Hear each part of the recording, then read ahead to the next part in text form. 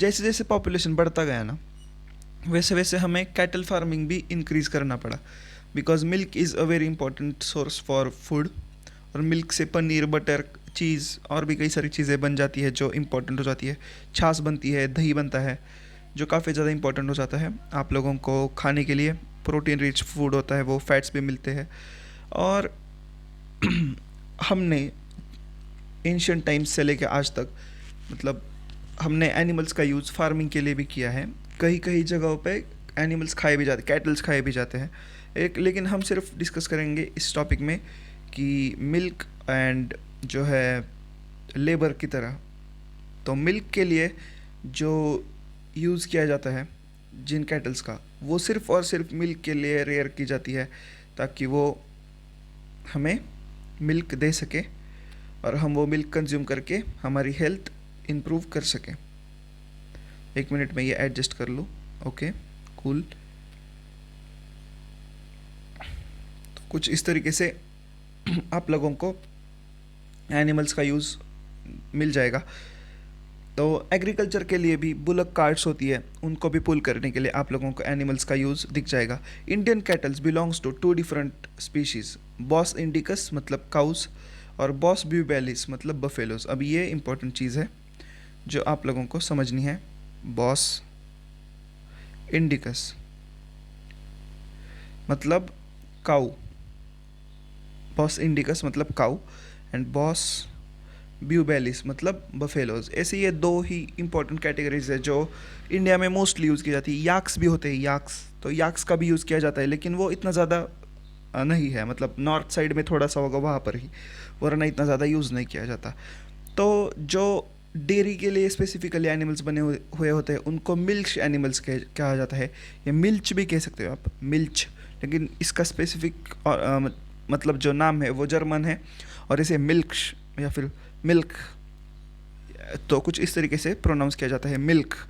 हम आप तो ये मिल्च एनिमल्स जो होते हैं, तो ये डेयरी एनिमल्स है, इनसे सिर्फ दूध निकाला जाता है।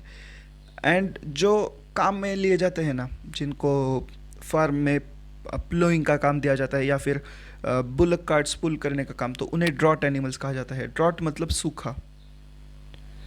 तो कुछ इस तरीके से दो टाइप के एनिमल्स आप लोगों को दिख जाएंगे कैटल इंडस्ट्री में, कैटल फार्मिंग में। Milk production depends on some extent on duration of lactation period, meaning the period of milk production after the birth of calf. So milk production can be increased by increasing the lactation period. देखो, काऊ साल भर दूध नहीं दे सकती, उसका बच्चा होगा, उसके बाद 6 से 7 या फिर 8 या फिर 1 साल, शायद 1 साल तक, तो उस समय के लिए ही सिर्फ काउज जो है मिल्क देती है, उसके आगे पीछे मिल्क नहीं देती। तो ये जो पीरियड है काफ के बर्थ से लेकर काफ मैच्योर होने तक का, तो इसे कहा जाता है लैक्टेशन पीरियड, और इस समय ही सिर्फ काऊ दूध देती है। तो जब हम ये इंक्रीज़ करेंगे लैक्टेशन पीरियड, तो हमें ज़्यादा टाइम के लिए काउज से मिल्क मिलेगा। एक्जॉटिक और foreign breeds, for example Jersey Brown Swiss, are selected for long lactation periods, while local breeds, for example red sindhi sahiwals, show excellent resistance to diseases. अब देखो, जिस तरीके से हमने प्लांट्स में हाइब्रिडाइजेशन किया था ना, उसी तरीके से एनिमल्स में भी हाइब्रिडाइजेशन किया जाता है, और इसे हम क्रॉस ब्रीडिंग कहते हैं। तो जो फॉरेन ब्रीड्स होती है, जैसे ये जर्सी ब्राउन स्विस हो गई, तो मतलब जर्सी गाय, हमारे हम जर्सी गाय कहते हैं यहाँ पे लोकल। तो जर्सी गाय और जो लोकल गाय है जैसे रेड सिंधी या फिर साहिवाल, इन दोनों का क्रॉस किया जाता है, और जो हाइब्रिड एनिमल उससे प्रोड्यूस होता है ना, तो वो क्रॉस ब्रेड जो होता है, तो वो दोनों क्वालिटीज मतलब दोनों क्वालिटीज़ शो करता है। पहला, लंबा लैक्टेशन पीरियड मतलब ज़्यादा दूध देगा। दूसरा जो कैरेक्टरिस्टिक्स शो करता है वो है कि डिजीज़ से रेजिस्टेंस शो करेगा। सो कुछ इस तरीके से यहाँ पर भी हाइब्रिडाइजेशन आप लोगों को दिख जाएगी। Proper cleaning, shelter facilities for cows and buffaloes are also required for human farming, for health of animal and production of clean milk as well. अगर आप लोग इतू से छोटे से रूम में बहुत सारी कैटल्स भर दोगे तो वो सर्वाइव नहीं कर पाएगी। तो एक प्रॉपर मेंटेनेंस चाहिए, एनिमल्स को रेगुलर ब्रशिंग चाहिए, रेगुलर क्लीनिंग चाहिए, उनको स्पेसिफिक मतलब एक स्पेशियस जगह चाहिए ताकि वो ठीक से रह सके। अच्छी फैसिलिटी चाहिए ताकि उन्हें बारिश ना लगे, उनका हेल्थ मेंटेन रहे basically. Animals require regular brushing, dirt remove होना चाहिए, और जो बाल वो समर में झड़ देते हैं तो वो भी गिरने चाहिए। सो दे should be sheltered under well ventilated roofed shells to protect them from rain, heat and cold। तो उनसे भी उनका बचाव करना काफ़ी ज़्यादा इम्पॉर्टेंट है। Food requirements for dairy animals are two types. तो देखो, जैसे जैसा काम होगा वैसा वैसा इनका फूड रिक्वायरमेंट होगा। तो maintenance requirement which is food required to support animal to live a healthy life, and milk producing requirements which is type of food required during lactation period.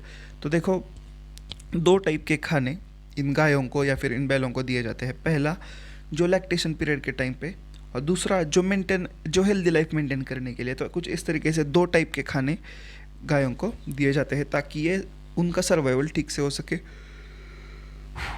और आप लोगों को ज़्यादा टाइम के लिए ये दूध दे सके और इनसे आप लोग प्रॉफिट्स बनाते रहो। सो गौ माता के बारे में ये। Animal feed includes roughage which is largely fibre. तो फीड जो है, जो आप लोग उन्हें खाना दोगे तो उसके अंदर रफेज भी होता है, कॉन्सनट्रेट्स भी होते हैं। कॉन्सनट्रेट्स मतलब क्या? Fibres contain relatively high level of protein. अब देखो, मोस्टली उन लोगों को फाइबर्स खिलाए जाते हैं बिकॉज वेजिटेरियन डाइट में बहुत ज़्यादा फाइबर्स होते हैं। रफेज में लार्जली फाइबर होते हैं और कॉन्सनट्रेट्स के अंदर फाइबर प्लस प्रोटीन, कुछ इस तरीके से उन्हें खाना दिया जाता है। Cattle need balanced rations containing all nutrients and proportionate amounts. Besides of such nutritions, food material, certain feed additives containing micronutrients promote health। अब देखो, ये तो हो गई खाने की बातें, लेकिन कई बार माइक्रोन्यूट्रिएंट्स स्पेशली दिए जाते हैं ताकि वो दूध में भी आ सके माइक्रोन्यूट्रिएंट्स, और मिल्क आउटपुट जो है वो काफ़ी अच्छा रहे एनिमल्स का। तो कुछ इस तरीके से हम लोग उनका डाइट मैनिपुलेट कर लेते हैं ताकि हमें दूध भी मिल सके, हमें न्यूट्रिशन भी मिल सके और दूध भी अच्छा न्यूट्रिशन वाला मिल सके। Cattle suffer from number of diseases. The diseases besides causing death reduce milk production. तो कैटल्स को भी, जिस तरीके से ह्यूमन बींग्स को भी कई सारे डिसीजेस हो जाते हैं, वैसे कैटल्स को भी डिसीजेस आप लोगों को होते दिख जाएंगे। अभी ये जो डिसीजेस होते हैं ना भाई, तो ये डेथ तो नहीं कॉज करते कुछ डिसीजेस, लेकिन कुछ मिल्क प्रोडक्शन तो कॉज करते हैं, कम होना, मतलब मिल्क प्रोडक्शन कम हो जाता है कई डिसीजेस के कारण। तो पैरासाइट्स होते हैं, तो वो कैटल्स को most of the times infect करते हैं बिकॉज कैटल कुछ भी खा लेती है, कहीं पर भी घूम लेती है। तो पैरासाइट्स, कई बार पैरासाइट्स जो है वो हमला कर देते हैं, हम कह सकते हैं। और पैरासाइट्स जो है वो मतलब इन्फेक्ट करेंगे काउस को, और उनका जो सिस्टम है तो वो मतलब सिस्टम पे आके उनका न्यूट्रिशन खा जाएंगे। अब ये पैरासाइट दो टाइप के होते हैं, आप लोगों को पढ़ाया होगा, एक इंटरनल पैरासाइट, एक external parasite. External parasite body के बाहर से आते हैं और बॉडी के बाहर ही चिपके रहेंगे, जैसे फंगल इन्फेक्शन हो गया या फिर कोई और बैक्टीरियल इन्फेक्शन हो गया। इंटरनल पैरासाइट इंटेस्टाइन के अंदर घुसेंगे और इंटेस्टाइन के अंदर घुस के वहाँ से खाना खाएंगे और काऊ को अंदर से इन्फेक्ट कर देंगे। तो ऐसे दोनों है और इन दोनों की वैक्सीन आती है, मेडिसिन आती है। आज पता नहीं क्यों इतना ज़्यादा नींद आ रही है। Okay, never mind. Infectious diseases are caused by bacteria and viruses. तो बैक्टीरिया वायरस तो लगे ही होते हैं कहीं ना कहीं इन्फेक्शन करने के लिए। अब ये क्या है, बिकॉज यहाँ पर हो जाता है ये टॉपिक ख़त्म। बस हमने यहाँ पे क्या जाना कि मिल्क प्रोडक्शन कैसे होता है, मतलब अलग अलग डाइट्स होती है। काउज़ को शेल्टर्स में रखा जाता है, काउज़ की रेगुलर इंस्पेक्शन भी होती है। काउज़ के कानों पे देखो आप लोगों को ऐसा नंबर दिखेगा अगर आप फार्म के साइड पे रहते हो तो, और यहाँ पे उनका नंबर रहता है, उनका सारा का सारा इन्फॉर्मेशन रहता है। So this is all about cattle farm. Cattle दो टाइप्स के होते हैं। पहला टाइप ऑफ कैटल जहाँ पे उसे सिर्फ और सिर्फ एग्रीकल्चर काम के लिए रखेगा, दूसरा है जो मिल्क के लिए रखा जाता है। So this was all about क्या, कैटल्स।